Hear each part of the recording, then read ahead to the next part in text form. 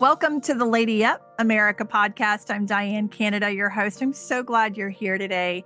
I am excited about today's show because I promised my guest today is unlike any other that I've ever had. I think you're really going to glean a lot from him today, from his wisdom, and just from the exciting adventures that God has taken him on in his life.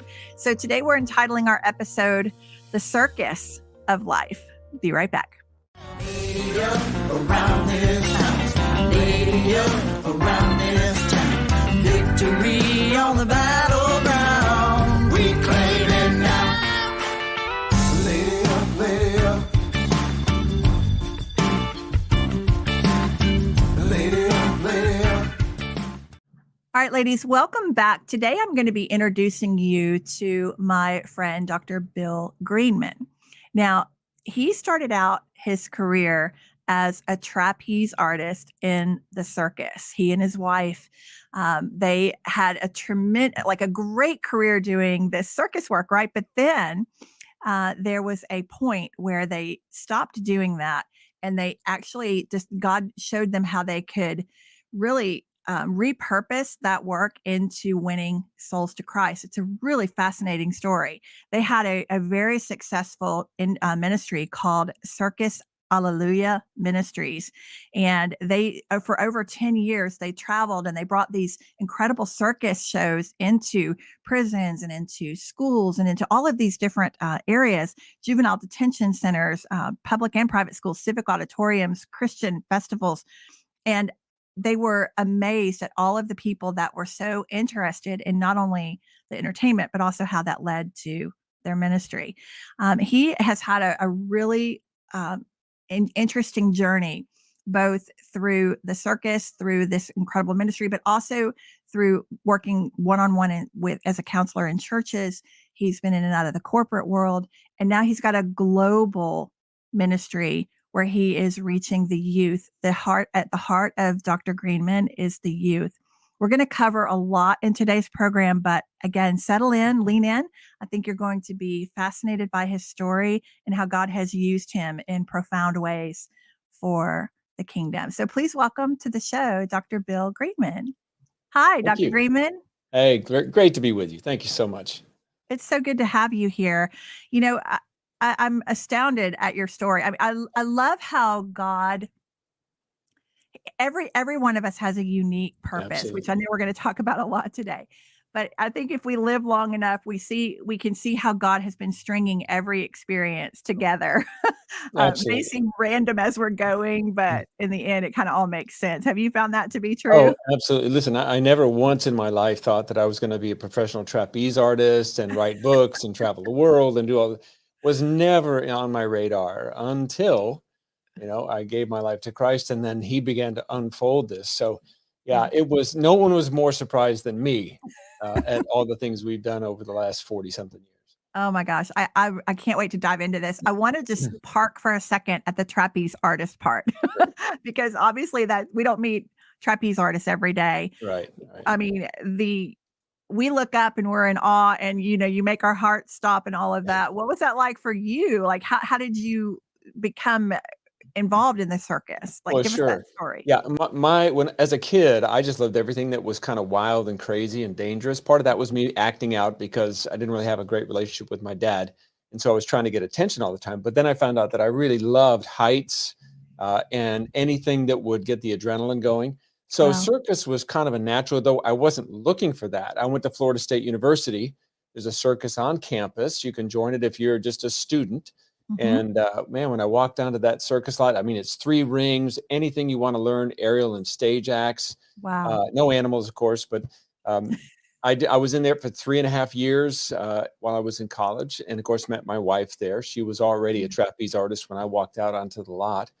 And so it was just instant love for me because every day was an adrenaline rush. Every day was something that was dangerous, but controlled. It wasn't, you weren't foolish about it. So it filled a void in me that I think was there since I was a little kid.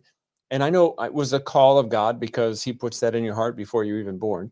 He does. And it was the natural way of things for me, going from all kinds of sports and surfing and, snorkeling. And he grew up in Florida, and then pole vaulting, in high school, and then getting into martial arts very heavily. So walking into circus was not a big leap, but it was definitely one of the most fascinating and fun things I've ever done. Wow. And most of us, I'll just raise my hand first, not a big fan of heights, so my hat is off to you. So you're doing this, you're really enjoying it. You and your wife are able to perform together, and then there's this auto accident, Oh and yeah, that changed your life. So tell it us a did. little bit about what happened there. Yeah, we'd only been professional for a few months at this point after we graduated, and we're driving home. I was driving home. I've been driving for several hours, and it's rush hour traffic going around a major city. And all of a sudden, I lost control of the van and the 24-foot travel trailer we had. We went around a Oh, curve, and it was real bumpy, and there was a big gust of wind, and I'm jackknifing across 3, 4 oh, lanes of traffic back and forth. And a hitch that was created and said that it was absolutely unbreakable actually broke. And mm, it's the only thing that saved us. We were on our way over in the van, and in the van was my wife and two friends. And when the hitch broke, it actually saved us. We came down on all four wheels. But the travel trailer, split open. Everything we owned was spread across the highway. I think we shut down the highway for about 3 hours. oh, And I was pretty sure that I must have hit probably 6 or 7 other cars because it was rush hour traffic. And yeah, I remember looking in my mirrors, it was just traffic everywhere. But no one else was involved. When I started to lose control, everybody stopped and nobody else was involved, which was a miracle to me. that is a So miracle. I went back to the trailer, which was, like maybe 10 yards behind the car. And literally it is, split apart, and there's debris everywhere. And I'm standing there looking at this mess, which is basically, this was my dream, right? Be a professional performer. This was my Mm, dream, and now it's scattered across the highway. And my mhm. wife walked up to me and she said, "Don't you think God's trying to tell you something?" We were Christians, but it was all about me at that point. I mean, this was my dream. God, you're over here. And she said, "Don't you think God's trying to tell you something?" And I said, Mm. "It's just a test. We'll be okay." And she goes, "Well, you can take that test by yourself. I'm not going any farther. I'm going Oh, back to my wow. mom's." And she Good for walked her. away. Right? Yeah. So I'm standing there looking at everything, and I'm thinking, what am I gonna do? I mean, I'm not gonna Yeah. lose my wife over this. But I had some other dates that we had to finish up, and it was, a couple weeks later, and we had to hire somebody to take my wife's place, which we did. And as we're doing that show, it was like 3 or 4 days, and I didn't have anything to do except for the hour and a half that we were working every day. I read my Bible all the way, the whole New Testament in that 6 or 7 Mm, days. And mm. when I finished, I realized, okay, I can't do circus anymore. That's all about me. I'm turning my life 100% over to Christ. But I said, look, Lord, I'm going to get back to Meg, is my wife's name, and she's not going to be where I am. And he said, well, just trust me on that. Mm. So I called her up and said, hey, here's what's happened. And she goes, the exact same thing happened to me. Huh. And I'm 100% in. So it was pretty cool. So, Wow. so we got back together, but it was still another year before we started putting together, over the next year, putting together all the ideas about how to create Circus Hallelujah and use it as an evangelistic tool. So it wasn't instant; took about a year, and but it was so fascinating. I'd be sitting watching TV, and the Lord would just start dropping ideas on how to create a Christian circus. I'm like, really? Are you kidding me? That's what And he so, does. yeah, it was amazing. And so we held our first show in 19 no, let's see, what when 1978, and we Wow. went for the next 12 years. Wow. I wanna just honor your wife, Meg, for her courage to take that stand. Oh, She sounds like she was certainly, walking pretty closely with the Lord and recognized something maybe that took you a minute to oh come up yeah, to speed on. Yeah, but, abs- that's just a testament to a faith-filled wife, a absolutely. faith-filled partner. Oh, Yeah. I have said many times I probably would either be dead or in jail if it wasn't for my wife. She's definitely the rock. That's awesome. So you're out now, you know, performing for all of these youth. I guess you were taking the circus act. Were you still doing you still doing the trapeze, or did you kind Yeah, of we shift were and do doing. something You different? can't Or do. The setup for a flying trapeze act, which I was a catcher on flying trapeze. That's an all day, sometimes a 2-day rig. So we weren't doing that. we had a couple of uprights that were about 35 feet high, and we would hang different trapeze off of that with Mhm. single acts or maybe a double trapeze that was still. But we do about an hour and a half to 2 hour show, Yeah. and it was full costumes, music, lights, all of that. Wow. Um, and it was very professional. One of the things that I was a stickler about is you have to be ready Mhm. to not only be excellent in your performing, but then you have to be excellent in your testimony, because we always shared our testimonies.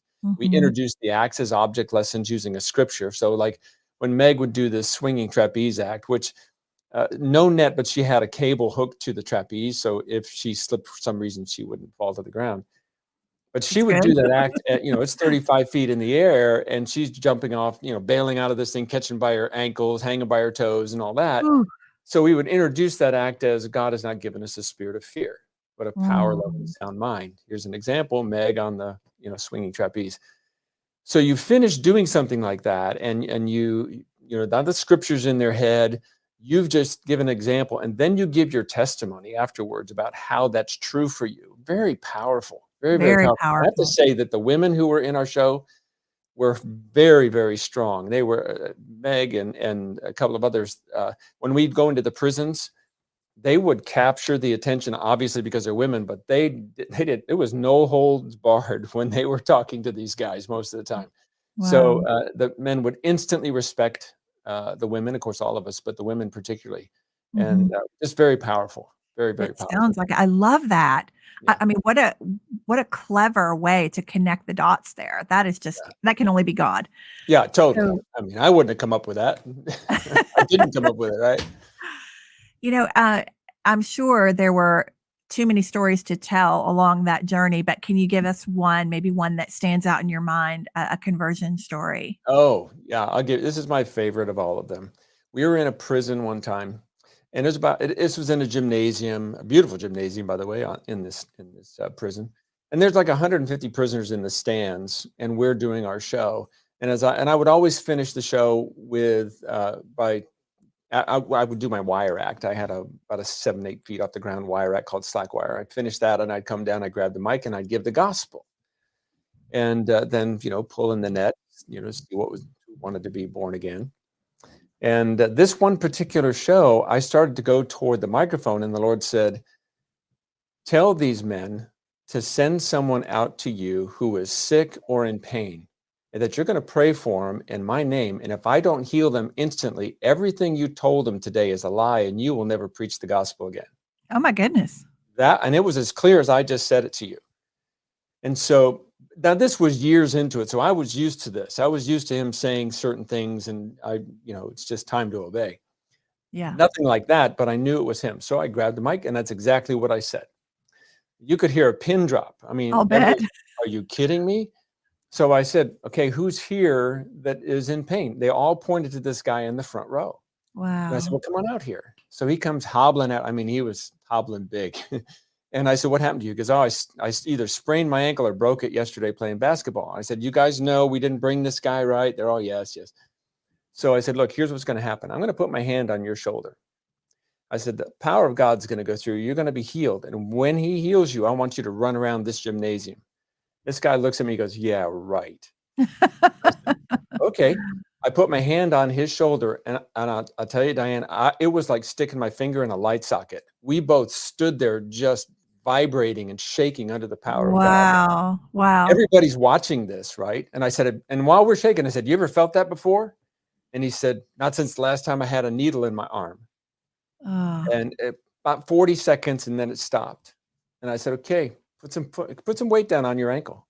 So he puts some weight down on his foot, and he looks at me. His eyes get real big. I said, come on, put some weight on it. He puts some weight on it. He looks at the prisoners. Now, you got 149 guys. They're yeah. all leaning forward like, what's going on? This guy, I said, now stomp your foot. He stomps his foot. I said, take off. So he started running around the gymnasium. All 145 men, 149 men jump to their feet. They're cheering, they're shouting, they're clapping. The guy comes back to me, and I looked at him. I said, you know what? I said, God didn't heal you so you could live the rest of your life for the devil. This guy falls to his knees, bursts into tears, cries out to Jesus to save him. I didn't tell him to do that. He just did it. Wow. Wow. I said, any of you in there, in that state and in the bleachers, any of you guys who want that, you get out here right now. 100% of them, 100% of them ran out into the middle of the field. Guys are getting healed. They're getting saved, delivered. It Oh, was amazing. That's wow. of all the prisons we did, that was my favorite story. Wow. Yeah, it was And cool. I know there are people, there are probably skeptics listening to us that would be like, yeah, right. Okay, sure. But when you've been walking with the Lord a while, you've been walking a little longer than I have, but I'll tell you, there is no reason to be skeptical that God is so faithful.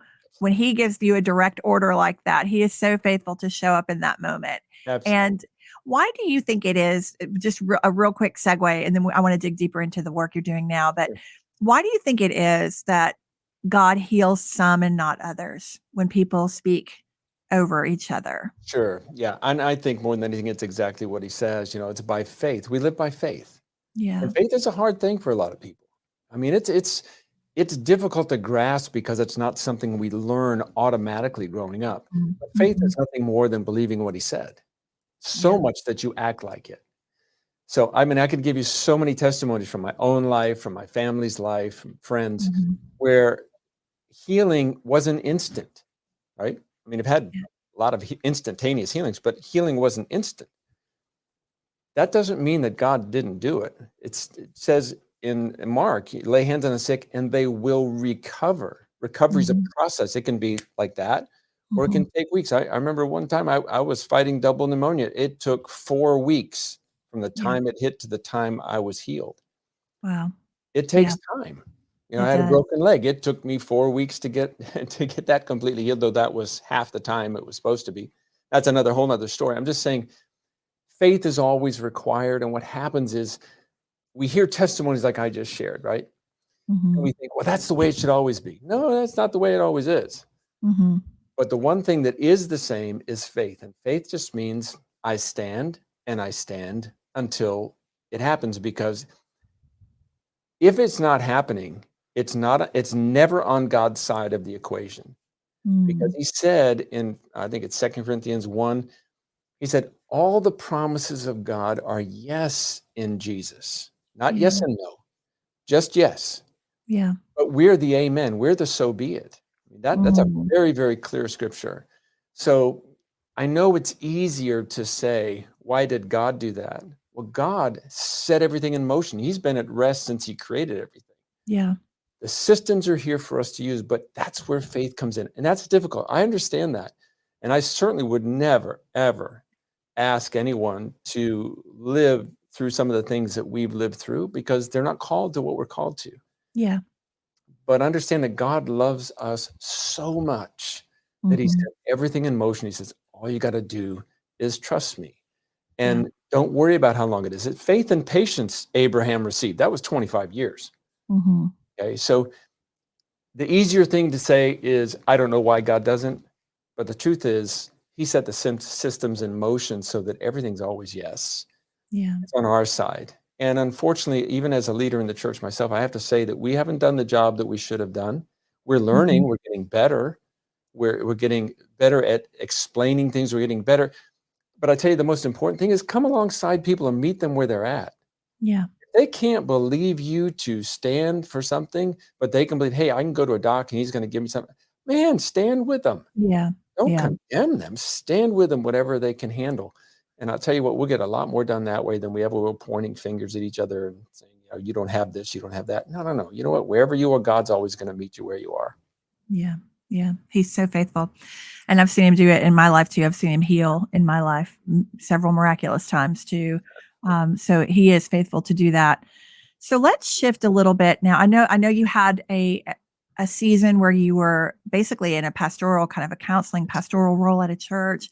You spent some time in corporate America, but with the balance of our time, I'd like to really dig into what you're doing now.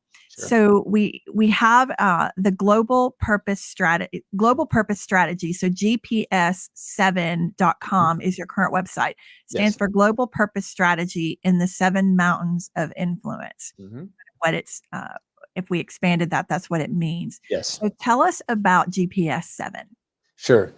GPS 7 is actually it's a DBA of Purpose International. We started Purpose International back in the late 90s. Mhm. And the Lord had said, look, I want you to get this message out that every single person on the planet has a purpose. And I gave it to them before they were born. And there's all kinds of scriptures for that. I won't go into all that. Yeah. And he said, it's on you to not just me, but he said, your assignment is to do that using all media for all ages and do it on every continent. Okay. So since the late 90s, that's been my focus. Not that I haven't done other things, because we have, but Yeah. from a ministry standpoint, that's the focus. So we've got all kinds of courses and online and books and things. I'm just finishing up a children's book right now. We're just starting a series. We have 10 books. We just got the first one illustrated, be out for Christmas. That's So wonderful. it's every single person has a purpose. And I've been teaching this for 45 years. It started with the circus, because people would come up and say, how'd you figure this out? Circus, evangelism, miracles, healing, how'd you figure it out? And I would share my story, and people would, and I realized that after hundreds of people, literally hundreds of people asking me that same question, I thought, I've got to start giving these people tapes or books or something. I couldn't find anything. Yeah. This is in the early 80s. I couldn't find anything. Nobody's writing books on purpose. I mean, a lot of even the self-help guys weren't. So the Lord said, I want you to write your own book, which I wrote, came out in 1986, rewrote it in 96. And that was the kickoff for Purpose International. So we've just been creating more and more curriculums. We've got them for university level and all the way down, like I said, to kids. My main focus right now from the Lord is on the youth, because if there's any age group that's being more ravaged than the youth, I don't know who it is. I think you're so right about that, Dr. Greenman. The kids, and I say kids, that can range anywhere from school-age children all the way even through the millennial generation. Yes. What I've seen is that is the one thing that I think they're so hungry for is purpose. Yes. And it's the one thing that is just evading them as God has come more and more out of culture. That's right. Yeah. And there was a survey done a couple years ago, and they found that 89%, now think about that, that's 9 out of 10, 89% of young people 18 to 29 did not believe they had a reason to be alive. Oh my goodness. Think about what that means. Oh, that breaks They my don't heart. believe they have a purpose. They don't believe there's any reason for them to be alive. Oh, That's tragic. tragic. And I know myself, when I was in high school and all growing up, because I didn't have anyone saying, you're good at this, you can do this, I believe in you. Nobody. It was very, very difficult for me. Fortunately, the Lord just blessed me with a very positive attitude, and I could get through it all. Yeah.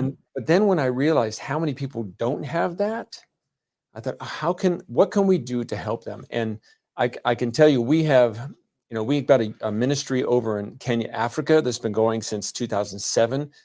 Over 1 million high school students have been taught our principles. Oh, wow. Our director over there has been on TV, works with the government, works with all 7 mountains of influence across society. And now those students who started out in 2007, now they're turning around and helping us with the next generation.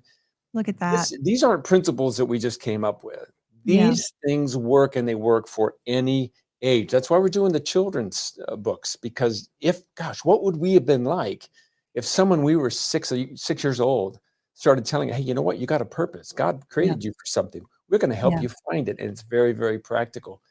So now with the youth, my goal is I want to get our materials, or anybody's materials, on how to find your purpose into every Christian high school, every secular high school, because I've taught it in secular high schools, into colleges, into every kind of youth ministry, whether that's Youth with a Mission, the biggest youth organization as far as missionaries go in the world, or others. We're working with Youth for Christ right now here locally in the Nashville area, and looking to take that national and then international with them, because the principles work.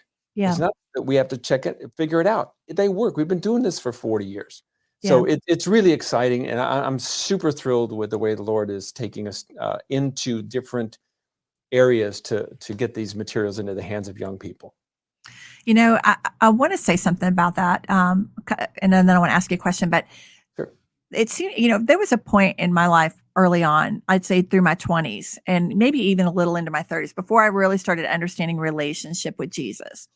I became a Christian, my own personal decision. I mean, my father was a pastor when I was young, so I was kind of, born into the church, but my own personal walk with Jesus started in my early 20s. So it took me a while to undo a lot of programming and dysfunction and all that I'd grown up in. But I did a lot of I was on a pretty steady diet of all the Zig Ziglar stuff and the Tony Robbins stuff and, all that. I had my whole wall, like all of the walls in my room were like wallpapers of motivational quotes and sayings and just Awesome. everything trying to feed my brain some hope, out of really dark valleys I was walking through at that time. Right. And I'm not going to say it didn't help. I think it did help, but it didn't stick. It would seem like whenever things would kind of cave a little or I would go into a valley again, I had to constantly be almost like convincing myself of these things, but deep down I didn't really believe them. Yeah. And it wasn't until I started walking closer with the Lord that I saw that He's the only answer. Yes. He's the only answer for all the valleys we walk in. Yes. And so even though that stuff is great, can you maybe from your perspective help us understand why it's different, the Sure. motivational quotes and sayings and all that, why it's different than the biblical path? Yeah, of course. Well, Psalm 139:16 says that before we were born, God created us. He formed us in the womb, and He wrote a book about all of our days. Mm. Think about that. I mean, God's writing books all the time. He is. I mean, it's Yeah, interesting. he It doesn't says lie. in Malachi, I think it's the 3rd chapter, it says that when we get together to talk like this, He writes a book about what we're saying. So What? he's very much excited and interested in everything we do. So if you think about, so right now we're using microphones and cameras and computers. The people who created these things that we're using, they knew exactly how they could and should be used. And they wrote Mm, manuals to tell us how to do that. And when you do that, they work great.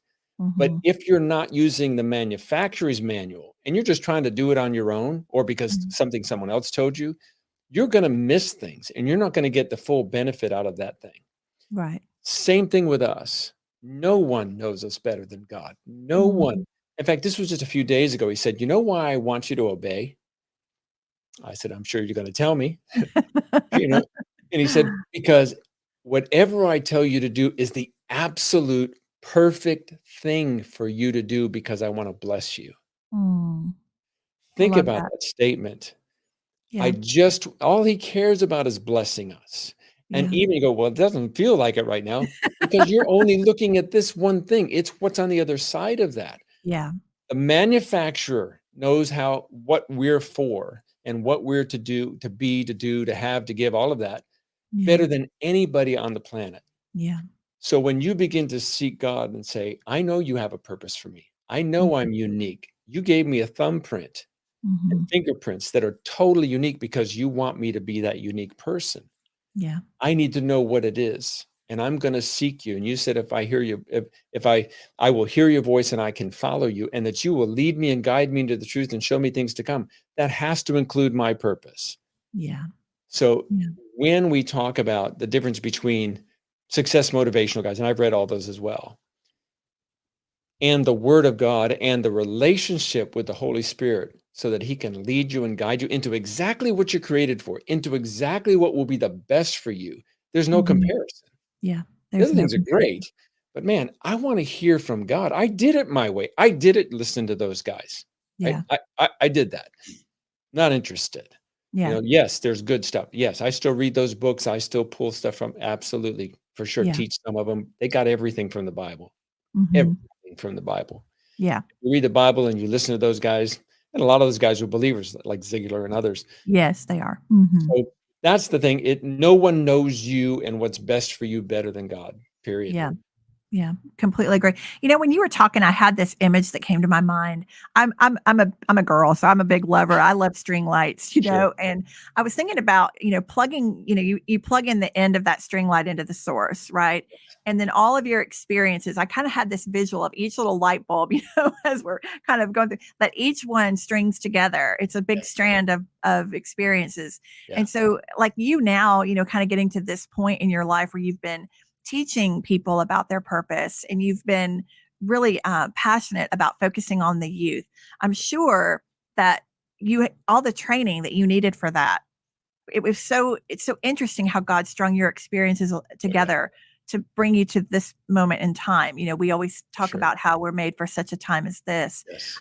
I'd love to just help people understand, if they're interested, like they're listening to us today and they're like, I would love to bring that into my organization. I would love Sure. explain, can you kind of give them an overview other than the curriculum side?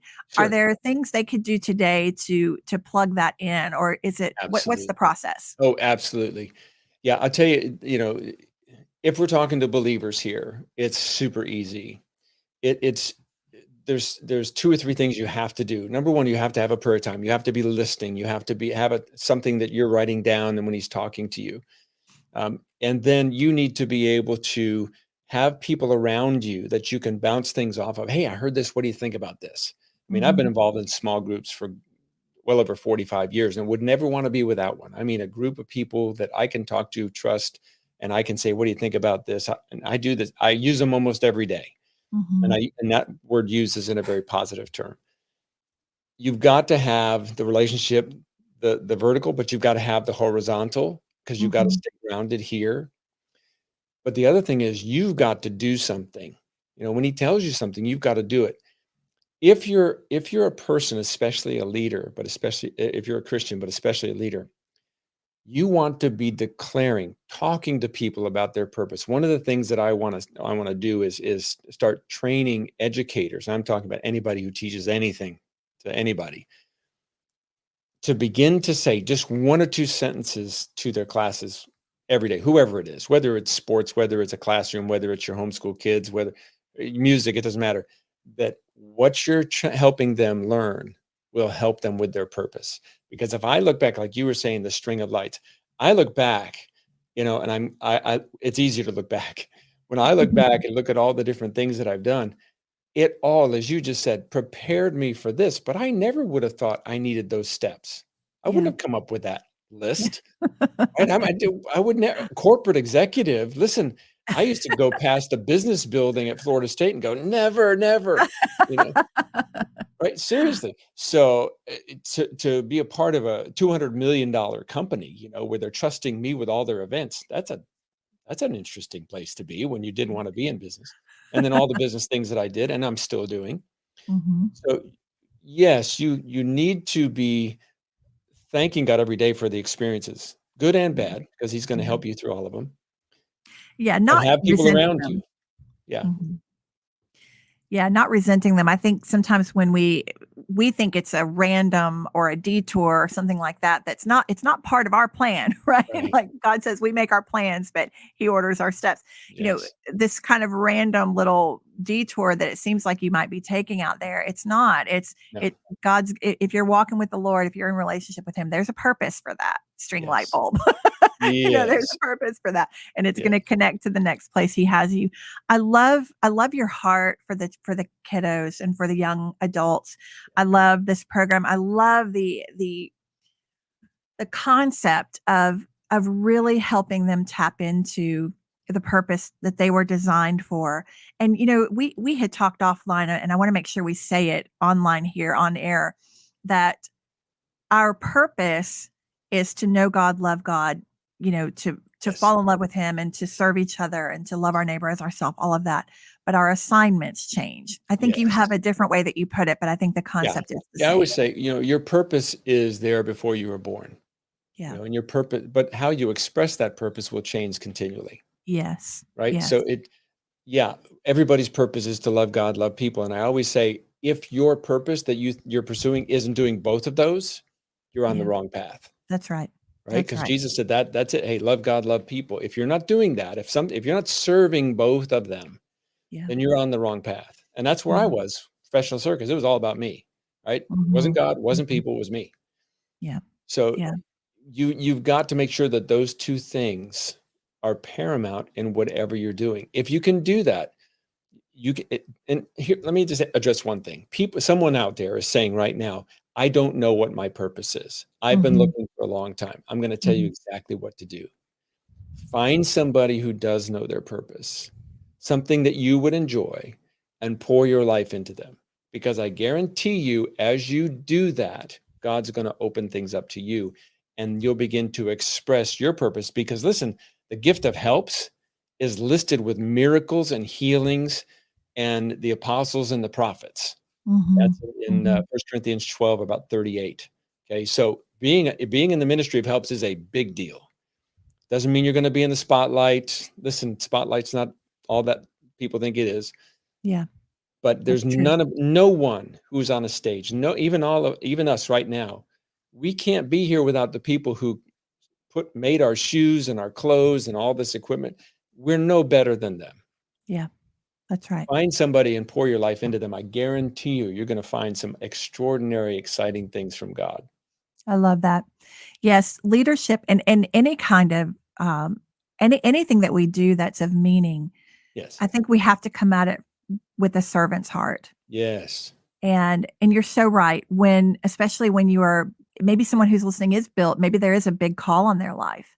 Yeah. But we don't need to equate, we don't need to measure it in the way the world does. Right. We need to keep our mind on eternal blessings and walking with God. One of the things that really bugs me too, Dr. Greenman, is when we see someone else's success story and then they maybe out of even out of goodness in their heart, they're trying to reach back now and help somebody else to get it. So that, hey, if you just duplicate what I did, you'll have success too. And I want to just say that's a lie, It is because thank the you. blessing Thank and you. yeah, the blessing and the anointing that was on their life, the path Right. that God had for them, there were a million little light bulbs, along their path. Yeah. I don't think you can come back and duplicate purpose. I really don't think you can do that. And Right. you can't do that. I'll just say it very I adamantly. agree with that. Yeah. Yeah. Yeah. We're too unique. Yes. Are there certain things that we all need to learn? Of course. Can you Yeah. look at somebody's life and say, if I can pick that up and it'll help me? Yes. But you don't want to be anybody else. Right. You don't want Right. to try, you don't want to be a copycat. That's not what we're supposed to do. It's what is Mhm. God saying to you? Go do that. Well, Yeah. I don't know how to hear his voice. Well, you know what? There's a lot of people that do. Go to them and say, hey, I think I heard this. What do you think? In fact, one of the Yeah. things in our curriculum, it's my favorite thing to teach is you can know exactly that you heard from God. I call it absolute confirmation, just 7 points. I've used them for 45 years. They're in our books. In fact, if somebody wants to write you, I will send them the ebook for free. Wow. Okay. Absolutely. Yeah. Because it's so important because the vast majority of believers, they don't know how to confirm something. They're still throwing out fleeces. They're Yeah. still, drawing lots, so to speak. Now, you don't have Yeah. to do that. The one thing that I've learned too about hearing from God is that he speaks in whispers. There's just a knowing. Yes. And sometimes we don't know till we step out and try. But if you're in obedience to him and you are yielded to him, fully surrendered to him in the way you're saying, Lord, whatever you want, I want. Yes. He doesn't, he's not up there trying to keep his purpose for you a secret. That's right. Like he He wants you to wants you to know. know it. He wants you to find it. Absolutely. Yeah, and you can trust that. You can trust that whisper of wisdom. It's just that knowing that you have inside, like what the next breadcrumb is, Yeah. and you just have to have that courage to take it. Yes, ma'am. So, Dr. Greenman, they can go to gps7.org Yes. /products and use code LadyUp24 for Yes. a discount on your Yes. products. Yeah, Yeah. and we also have another site that has some other products that are not they're put together in a way that is not on the website. I did this just for your audience, and Oh, that is I know people who are listening, they're not seeing this. I just want to mhm. share that with them. And it's a very, very simple link, and it's just it's bit.ly/Lady Up AM. So Oh, bit.ly is great. just bit period ly forward Mhm. slash Lady Up AM. And if they'll go there, there's some things there that aren't on our website, bigger discounts and things like that, just for your Well, audience. thank you. Thank you for doing that. I appreciate that. And we'll Yeah. make sure that these are in the show notes.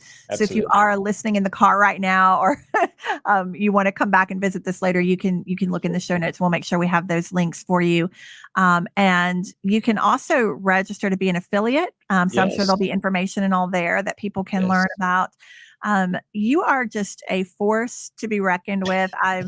I've really enjoyed just getting to know you over the last couple of Oh, weeks. thank And you. I will shout out to our friend Kimber for introducing us, our Yes. mutual Yeah. friend. And, I just love how God is bringing all of his kids together for such a time as this. Absolutely. And our kiddos sure do need you. And thank you for being on the battlefield and reaching back, trying to arm them up for this Absolutely. tough Couldn't war do we're anything in. else. Yeah, couldn't do any less. Yeah.